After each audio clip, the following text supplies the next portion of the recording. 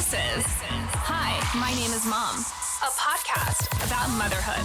Here are your hosts, Jen, Corri, and Kaela. I'm just gonna, I like to take the last sip. I just polished off the last of the Dow Vineyards Pessimist. Guys, this bottle of wine, there's no one that would not love this. If you're listening, also make sure to go subscribe to our YouTube channel, youtube.com/Hi, My Name is Mom. And if you're watching, the microphone is in. What does your armpit have to say? Oh, my armpit. Pewee. No, I'm kidding. Yo, I'm the smelly friend. You don't smell tonight. I do. You don't smell tonight. She just told me. Okay, well, I haven't gotten up close and personal with you tonight. I just ordered a bunch of beauty counter from a friend to try their deodorants. I still like Smarty Pits. I'm still a huge fan of Smarty I'm going to order you some Real Purity because that's the essential oil smell it. that I love. Awesome. What was I going to say? Oh, if you're watching on YouTube, we are also on all the podcast platforms. So if you're in the car and you want to turn us on, you can search Hi, My Name is Mom pretty much anywhere and listen to our podcast when you're road tripping for the holidays. Yeah. Or after the holidays. Okay, what are we whining about? Oh, today we are whining about mom health scares. Oh my gosh. Yeah. And I think we all have had them in various capacities. Yeah. I'm going to start just with mine. You're still on a pillow. You're still on a pillow. Yeah, let's just get that elephant out of the way. Corri, is that better? No, No. it's terrible. I'll sit on the pillow. Sit on again. the pillow. There we go. On the pillow. We needed The a story phone of my life. book. You guys know when I was learning to drive, my parents had, it was a Dodge Dynasty. Oh, yeah. And the dashboard was super, super high. And I had to sit on a pillow to learn to drive. I'm not sure I've grown since then. Carry on. Well, I'm going to bring you a White Pages. Do they even make those anymore? Does anybody know? No, those are very old school. Right? Very I feel retro. like I got one recently. We did get one in our yard, and Radley was like, "What is this?" I was know like, what "It doesn't matter." I have a Uline like catalog that I'll bring you. like a phone book, White Pages. Yeah. Okay. Anyway, okay, so I think you guys all know what has been going on with me the last couple months, but I think it's important for our listeners and also now viewers to hear the story too. I am a massive believer in you have to be your own sole medical advocate in life. Totally. Doctors 1000%. practice medicine. They do not have all the answers. It is always important that you get another opinion and that you also... And I want to emphasize, they practice medicine. They practice giving you medicine to heal symptoms. Right. They're not healers. Treating you. Yeah, Yes. it is very different, and it's a differentiation. And there's always new that's technology. There's every doctor is going to have a different school of thought and look at things Yes. at a little bit of a different way. Yeah, I'm kind of a centrist in every aspect of my life, and medicine is no different. I do some Eastern medicine, like I'm big in essential oils, and I'm big in naturopathy. But I also, if I need drugs, I'm taking drugs. Right. We You know? are very much the Yes, same. we are. I think we're all three of us yeah. are aligned on that. 100%. So for me, I was having this really weird pain in my back, and I was convinced, and I still kind of am, that it was a kidney thing. I thought I had just kidney stones. Not that we're moving, but that we're just in my kidneys. Yeah. And I was uncomfortable. It felt higher than like sciatica or something like that, but whatever. I'm like, I'm going to figure this out. Yeah. So for me, I have a gynecologist. I don't have a urologist, right? Yeah. So I was determined. By the way, you can find a urogynecologist, which is the best thing ever. Can really? And I had that in What LA is a and here. urogynecologist? So they cover both areas. like they're dual specialized. Yeah. They so, do all the holes. Yeah. I So didn't I know actually that. I'm on my third now. They cover all the holes. Cover all the Yes. holes. All the holes in the vulva. I probably need that. Right, Yes. although when you meet the All the vulva, you holes find in out the all the vulva. holes. They're all the holes. But I had a urogynecologist in Atlanta, That's because I've always awesome. had some urinary tract issues, and then one in LA, and then now mine here is too. Well, typically, if you have like a primary care physician, and if you're like a woman having in childbearing years, you have an OBGYN. But I didn't have a urologist, especially moving to Nashville a couple years ago during the pandemic. It was kind of like, no need for specialists right now. Right. Well, so I went to my OBGYN. She did all the stuff. She's like, let's just start with path of least resistance. Let's do all these things. Let's do urinalysis. And she's like, you're saying that you're having pain in your abdomen. She's like, it could be radiating around. So like, let's sit you down for a couple ultrasounds. Yeah. One was a transvaginal and the other was just a regular ultrasound. So, a part that was a little bit up in the air for me was, well, what will an ultrasound show, right? Because I don't know. I've had ultrasounds for babies, and I know that they look at your ovaries and your cervix and all that stuff when they do that. But otherwise, I've never had like a healthy woman ultrasound before. Right. Yeah. Never had a need. So in that appointment, they found what they described to be a 3 centimeter vascular complex mass on my ovary. And I was like, okay, well, this is like a little bit life altering for me because I've never had any kind of cysts or anything. And my doctor, in reading the results to me over the phone, was very specific that it appeared solid. It did appear solid. And she sent me, screenshots of the scan so I could see them myself. And it did appear solid, right? So I was freaking out. I'm like, well, she's like, you could have an MRI. And I'm like, I don't want an MRI. If I have a mass on my ovary, I want to get rid of it. I'm done having children. I just need to get rid of it, right? And she's like, well, that's an option. She's like, we can just take the mass out. She's like, we don't separate it from the ovary typically, especially if you're done having kids. But she's like, I would also suggest that maybe you have your tubes removed as well, because we're finding that a lot of ovarian cancers start in the fallopian tubes, which was really good. Interesting. Yeah. I don't know what this is really random. What? But it's the same in dogs. That's why they say to get dogs spayed. Really? Because the older the dogs get, is cancer, the higher risk that they have cancer. I'm not calling you a dog. I am. That's okay. But I'm just saying, when you saying that, there's a correlation. I'm wondering if that is a mammal trait. Probably. Just. Well, isn't it particularly if you haven't had kids before, there's certain cancers that are more I common have too. no idea. I was kind of surprised to hear that because you think ovarian cancer, ovaries, if I have my ovaries removed, that's enough. And I wouldn't want both of mine if I didn't have to. Yeah. But yes, the tube, she said the tube is a big deal. So anyway, so she's like, all right, well, we'll schedule your surgery. It's very easy. She's like, I don't feel like I need to send you out to a gynecologic oncology group, because I feel pretty confident that based on your blood work and based on everything else, that we're going to get in there and be able to take it out and be done. Yeah. So I was like, all right. Well, I was talking to a couple of my friends. I was talking to my friend Robin, who was she's like, get that out. And I was like, you're right. And then I was on the phone with her, and she was like, you should just get another scan, get a second opinion if you're nervous about it. And I sat on this for weeks, right? Yeah. This surgery was scheduled for the day after my birthday. And for me, it was like the best birthday gift I could give myself is this peace of mind, because I didn't want to wait. I didn't want to wait 3 months, 4 months, 5 months. And privately, we talked a ton about this. Yeah. We were in Memphis the weekend before. Yeah.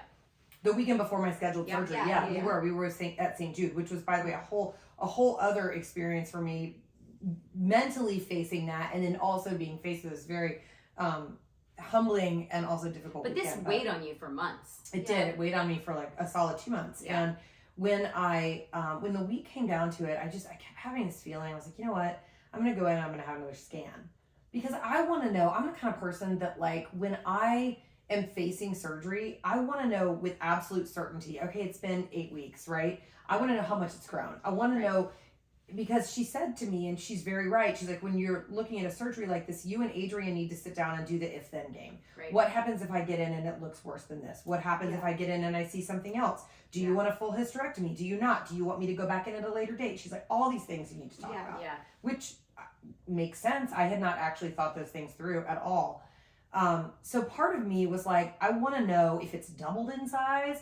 I want to know if it stayed the same size. Maybe that makes me just have a little bit more peace of mind going into it. A growing mass in my body. Yes. That has potentially metastasized. Exactly. Yeah. So Adrian was insistent that he came with me, which I swear to you, my husband is amazing with this kind of stuff. We've had 4 children. We've had 50 OBGYN appointments. He's maybe missed 2 of those. He's by my side for all of that, everything like this that matters. And I was really glad he was there. So I get in the room, and this is a different ultrasound tech, and she's sort of doing the stuff, and she's like, yeah, I'm not supposed to say anything. There's no mass here. And I was like, I'm sorry, what? She's like, there's no mass. She's like, there's nothing here. And she's like, I can see the before pictures, and I see why they told you there is a complex mass on your ovary, but there is nothing here. And there's a lot of woo, amen. Yes, amen. I had a prayer group. I mean, the most amazing women, yes. Working round the clock, I swear. But what was, she's like, there's a lot of ways that this could have happened. She said sometimes when you have a cyst, it will not fully be reabsorbed. It'll sort of not a cyst, a follicle, right? Yeah. Yeah. And you maybe ovulated from that side. And she's like, and it will sort of collapse on itself before it can be, reabsorbed by your body or whatever. Yeah. And she's like, that solid outline can look like a complex mass. Yeah. But there were so many things that just had me completely overwhelmed, you know, having to sort of think all of these things through. And I remember the first night that I found out that I got my blood work back, right? And I was looking at my blood work and I'm like, gosh, I read blood work a lot for Ava because she has to have labs done all the time. And so I'm very used to looking at ranges and normals and all of that. And different labs have different ranges. Different hospitals have different ranges. It's just how it is, you know, of their sort of like comfort level of what is considered safe and or they're normal. always changing. And there's also, hey, here's a range for a woman who's premenopausal and here's a range for a woman who's postmenopausal. And thankfully, both my numbers for like premenopausal women and postmenopausal women were like very low. So I felt very confident after that second screening. I was just like, wow. I mean, I almost went in and had my abdomen sliced open and didn't need to do it, you know? And I'm telling you, like, whether it's like the universe or God or whatever you believe in, it's like, it all works in very mysterious ways. Our good friend who's a pastor's wife, the day that I got my blood work results in but hadn't spoken to my doctor yet, and I could not read these for the life of me, found me at a football game, and she came up to me and she kind of moved to hug me, and I had Adrian and Evie next to me, and I just kind of went, like I just couldn't I was so fragile at that moment that I could not even get a hug. Yep. And then I went, you know what? F it, right? And I stood up and hugged her, and I was just bawling. I'm in the stadium just bawling. That's usually when it happens, is when you get a hug from someone by you. Yeah, especially someone who I know had been like such an active, played such an active role. Yeah. Anyway, so that's have those other symptoms subsided since then? Because I know there were certain symptoms that caused you a little bit. I'm drinking so much more water, and you guys know I don't actually drink a lot of alcohol normally anyway. So I didn't really think there was anything dietary that I was worried about really.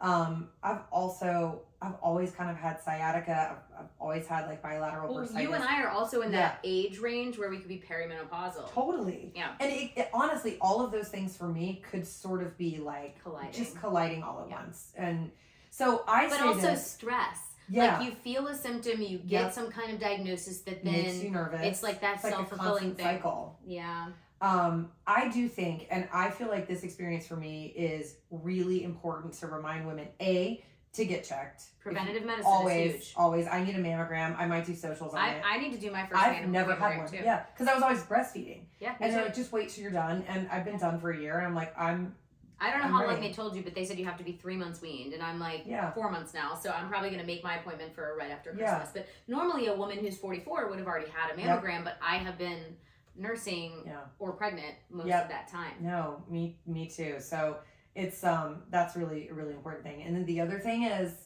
question everything. Yeah. Question everything always. I think you can't hammer that home enough. I don't think I've ever shared probably my biggest health scare with you guys. Just because it I was past it. Maybe I did because it was what happened in DC when we lived in the same city. A big part of my health journey was about an undiagnosed thyroid issue where I had to advocate for myself. Right. Where I was like, I do not feel right. Yeah. And I saw like 6 doctors before someone would listen to me. Yeah. And it's really sad that it sometimes comes to that. And I was very lucky to at the time have the means to continue to pursue that medical journey, and it changed my life for the better. But my biggest health scare came from the fact that I have had a heart murmur since childhood. And I guess I had like a really high fever at some point when I was, I don't know, very little.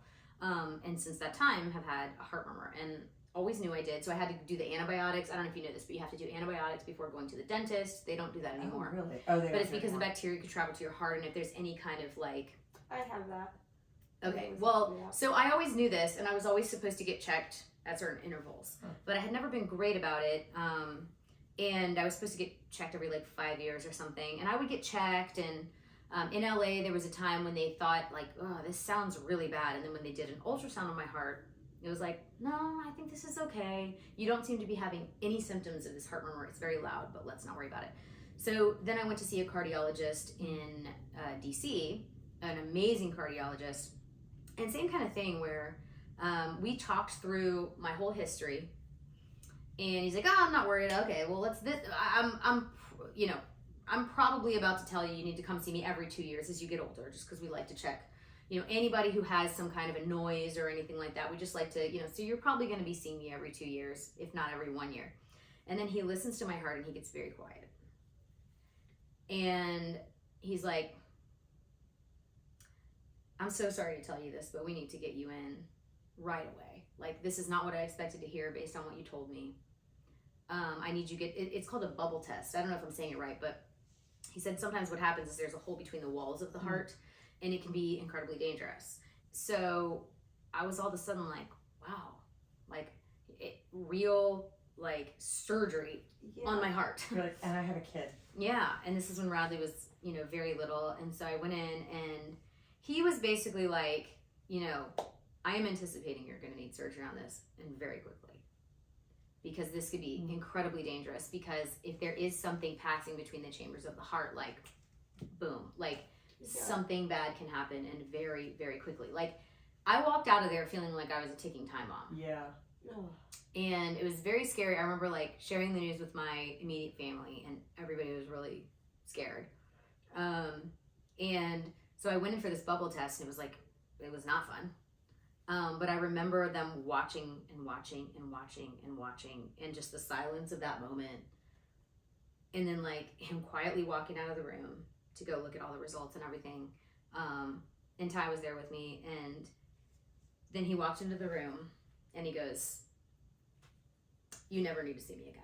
And he, like, reached his hand out, and he's like, nothing is crossing over.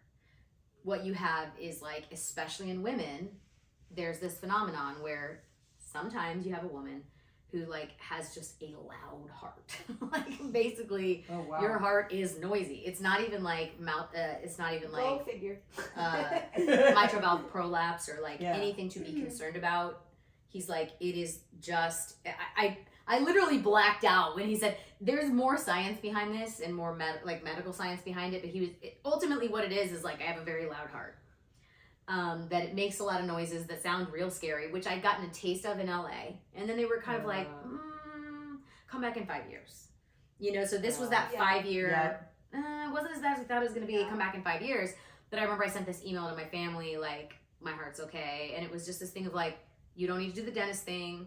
So for decades I'd been doing all these things based on this noise in my heart. And he basically walked in and was like, you don't need to check up at all.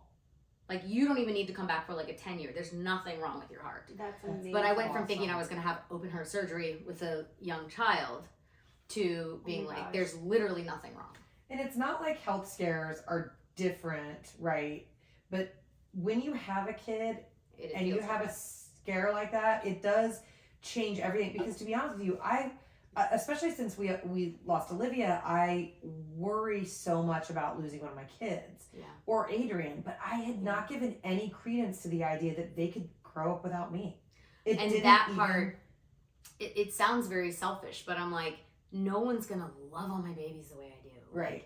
And kiss them and hug them and like pour themselves into my babies the way that I do. And from a selfish perspective, I want to see it. Like, I want to be there for that. I want to be the one to put those little Band-Aids on boo-boos. And, like, I want to be the one that, like, they run into my arms when they don't feel good. Like, it's like, it breaks my heart for them and for me to think of. And I did a lot of that soul searching while I was, like, and I know you went through it. We've talked a lot about your ectopic pregnancy and when you started nursing Loxley more and hanging tight to her and those moments of being like, am I here after they, honey, babe.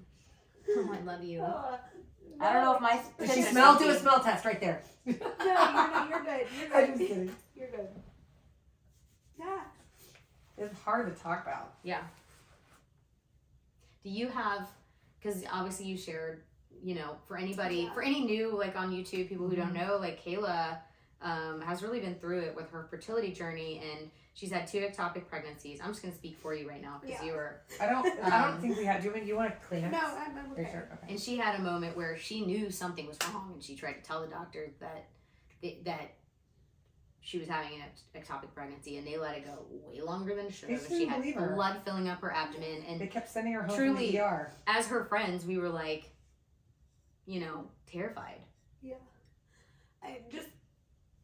I'm totally fine. It's just like that moment.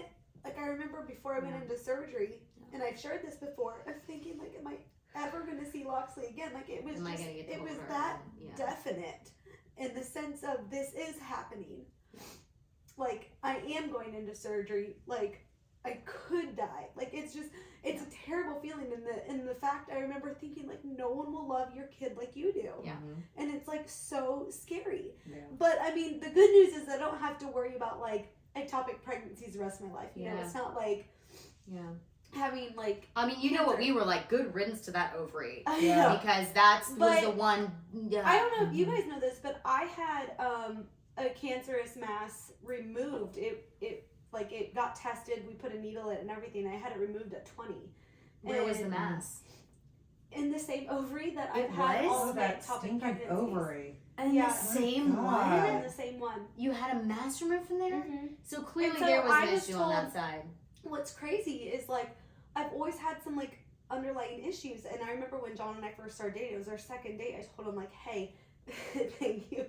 It's my makeup ball. No. You look beautiful. And good. I have, like, Fix spray on.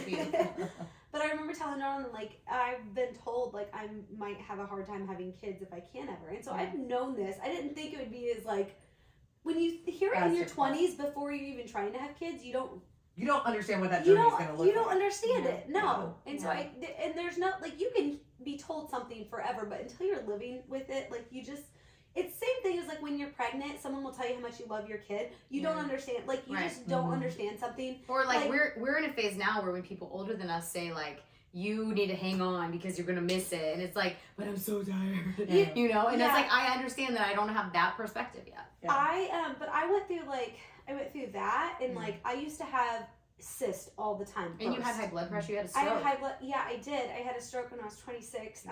My BP spiked over 200. It was 200 over 140. It was very scary.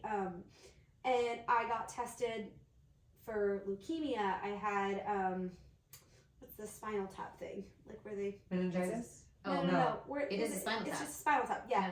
I had that, and I mean, John's mom came with me to that appointment, which is crazy. And, like, I remember her holding my hand as they're sticking the needle in me. But, like, I had super high red blood count. Like, I didn't get diagnosed for factor 5, and I have pulmonary hypertension. I don't know if a lot of people don't know that. You haven't really talked about that. We know no, just it's something, like, and so I've had. But these are all the things you have to deal with when you're pregnant too. Because your blood pressure is high already when you're pregnant. Yeah, and so I've had 3 pulmonary embolisms, and I currently still have a clot in the back of my neck. And you're aware, like, this is part of the preventative medicine thing, and I think that's the big message here is, like, you have known you've had those happening, and some people die from those. So I will say the first one I didn't know I had. That's when I had my mini stroke, and it was caught in time. Like, I just, like, oh, God is so good for, like, I'm still here. Like, because there's a lot of people that will, like, just collapse and never know it. And thank God I've never been into drugs, because, like, there's a lot of young healthy people that might have the same thing and not know it, and it might happen. Like, my mom had her first heart attack when she was 42. Wow. And she's little and very healthy. And so knowing about these health concerns earlier is amazing. Yeah. Like, and being health aware. Yeah, preventative of it, and, like, learning anti-inflammatory food. Inflammatory food. They also are inflammatory. Because if you said a match anything. Yes, you know what I mean. Anti-inflammatory. Anti-inflammatory. Like, just having that diet in the back of my head has, like, helped so much. But I feel like now as a mom, like, you guys both know, I haven't felt good lately, and so I've made a few additional dietary changes just to feel good. Even though I've, like, found out I've been eating too much trail mix, thinking she didn't know nuts were bad. No, they're not. They're not inherently bad. But to be fair, we've been talking about this at length. This ties into the body image thing of, like, Kayla's like, what is happening? And then, like, you were eating a bunch of, like, salty nuts. You know, and I am really health conscious too, and I'm sometimes you're literally like, send me your macros, and I'm like, I'm eating, like, tomatoes and chicken, like, and then you realize that you were absentmindedly grabbing, like, a handful of, like, almonds, like, but okay, which are for the record, nuts are good for you. They're calorically dense, so you have to in moderation. Anyways, no, I just think this episode is so powerful because you know, we all know somebody who's lost a parent at a young age, or even lost a parent at our age. Yeah. And it is, no matter how old you are, losing your parent is I have hard. friends who've lost spouses. Yeah. And that's even more, that wrecks me even more, because it's like a child who's losing a parent. Mm-hmm. And I do think it's like, it's all fine and good to be like, you know, my mom grew up not wanting to go to the doctor because she was scared of what they were going to say. And that, like, she had a fear of being sickly. Yeah. I want to say, like, she had some experience that made her think she was going to be sickly. She's an amazing health. Mm-hmm. Like, my mom's a freaking rock star. Yeah. But now she is very big into preventative medicine. Yeah. She had a fibroid at one point that was, like, the size of a basketball. And she was just like, something was off. And she saw a doctor who did not honor her feelings and made her think, well, if you want to change this, it's vanity. And that, you need to find a new doctor. Oh, yeah. If you have someone not listening to you and that does not want to listen to a patient. Now, I'm not saying Dr. Google. Like, don't just look stuff up and be paranoid. Don't let it doctor it. Right. No. But at the same time, I think you have to find a doctor who is willing to listen and can I say this too, though? Like, because obviously I have a child with a very specific medical condition. Yeah. And when you're a parent of, I mean, Ava has, you know, systemic lupus, and my sister's, you know, child has juvenile diabetes. When you're a parent with a child with a very specific diagnosis, good doctors will tell you that oftentimes those parents know far more about what they're dealing with than they do, because the amount of hours of real research that I've read, and like no one's as invested as a parent. And when Ava was diagnosed with latent tuberculosis and we could not figure out how, we're like, how does this happen? I spent hundreds of hours calling through research materials, trying to connect the dots between, you know, mold infestations and other things. And I'm telling you, some of the things that I've brought up to my doctor even recently about some things that I recognize with my own body, she was like, I have never thought about that, and that makes perfect sense. And a good doctor would say that. Yes. Yeah. And a doctor who you do not want in your life is going to be like, that's not a thing. Yeah. I've had doctors like that too. Not to judge, I have so much respect for everyone in the healthcare community, and but you also have to find the right fit for you. But like, also, and this is my opinion, so nobody has to agree with it, but I feel like we live in a world that is so eager to put you on a medication for a symptom instead of healing you. And that is the part of the health field that I want changed. I only want to, and I'll say the health field because I feel like the medical field, like when you think about, like, doctors go to the school of medicine. They're not going to, like, the school of health. Right. They're not going to the school of necessarily always, like, learning how to naturally heal things and what your body can do. They're learning medicines that help you with your symptoms and how to fix those. It is like, it is a business. People forget that too. I probably sound like, I just recently watched Dope Sick, and it changed. Well, and this, like, it literally crosses over into truly, like, you know, it's a slippery slope of talking about the healthcare industry. Oh yeah. And I believe that there are amazing doctors out there. I feel like you have to. There are also really bad doctors out there. I feel like you have to be as specific about your doctor as you are about your spouse. I have to take blood thinners when I am pregnant. Yeah. I have to. Yeah. That is a medication that is non-negotiable. Well, you've heard that thing. Big Pharma, in general, is not in the business of healing people. They do not make money off of healing people. For the record, there's someone who would tell you that you don't need to be on that.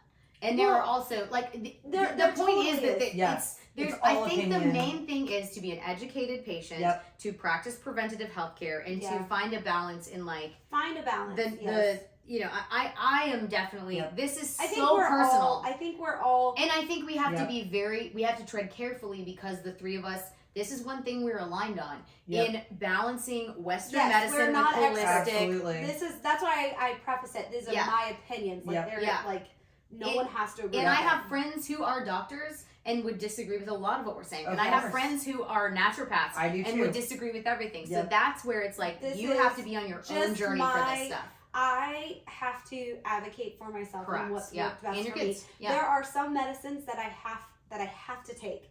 And then there are some things that I've learned that I can fix with food. And that is a balance that has worked so well with Well, me. I have 4 kids, and 3 of them are with a naturopath, and 1 is with a Western medicine doctor. Yeah. And it's funny. It's like there's just people have all these opinions.